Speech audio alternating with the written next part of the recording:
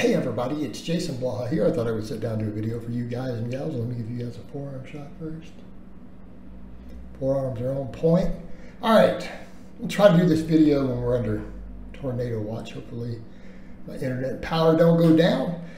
What I said in today's vlog, and for those curious, this is the thumbnail from it. You know, I did my vlog today and looking at the footage, I think I said in the vlog, I'm like, you know what? I'm at a point where personally, I'm completely happy with my physique. Professionally, no. Professionally, no. I know that it's in my best interest for me to continue to do what I've been doing, to continue to work on it from a bodybuilding and physique perspective, to continue to get leaner, tighten that waistline up, work on my weak points, work on my arms. It would behoove me to continue to do so. So when I make this statement, I want to be clear. I'm not stopping into it. I'm continuing doing that. But what I mean is it is nothing personal for me, meaning outside of financial and business and outreach gains, I have no benefit from it. Because I'm at a point where I look at footage today, I look at the thumbnail, I look at the compliments I get in public, by friends, by strangers. For me personally, I could personally care less if my physique improves at all, even a single drop. And the reasons for that, already by normal people standards, I already look like the top 10th of a percentile in terms of physique, and that is just simply how it is. People are so deluded from the internet that they have no clue what people look like. You know, I had someone say, yeah, you're at a point, you look like the top 1% in your age group, and I started laughing when people have written that, because I'm like, no, because that would mean that 1 in 100 guys over age 45 look like me. They don't. They don't. Where are they? I don't see them anywhere. I go into a big crowd or I go into a store, I don't see any of these people anywhere ever. So it can't be that low of only being the top 1%. It just can't. Unless they mean top 1% of guys my age who go to a gym and work out, because 95% or 90% don't do any exercise. So from that perspective, and then the compliments I get, you know, I get a lot of compliments in person. So it's kind of at the point where, you know, I look at it and go, personally, again, other than internet business, it doesn't mean anything to me, because there's no benefit to me personally.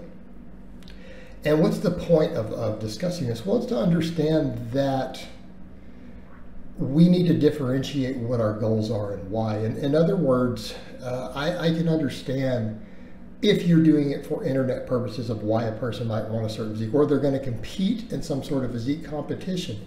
Yes, absolutely. But I think people lose sight of the fact that if your goal is to simply have the best body in your extended social circles and professional circles or whatever in real life,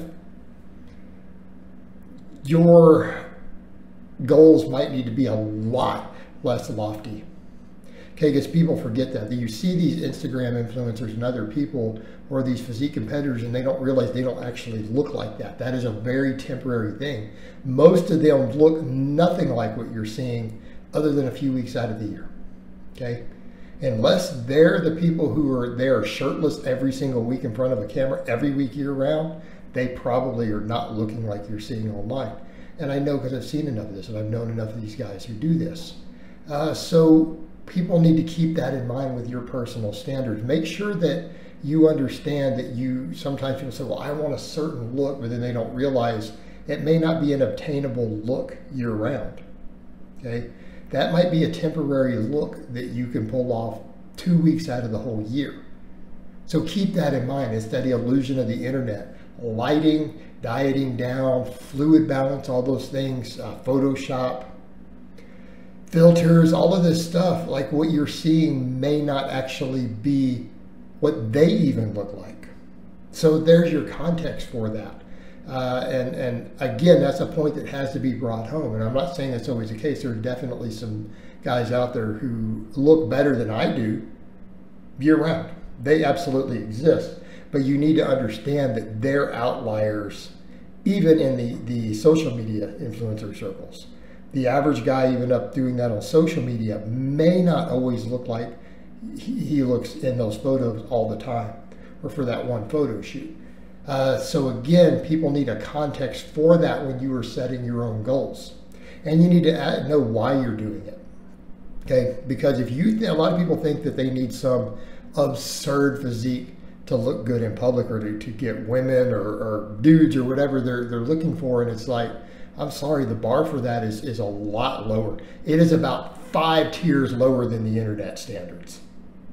And what I mean is for you to have the best body out of anybody you know, maybe in your workplace, your school, you know, whatever's going on, it's probably a much lower tier than you're thinking. Because just not that many people, such a small percentage of the population, have legitimately great physiques. Okay, so people need a context. So in my case, when I look at all that, I'm actually perfectly happy. The only thing I might not like is I'd like my loose skin a little tighter around the waistline, but I can live with that. Like, I can personally live with that, but professionally, I know that would help me. So we need to understand those differences.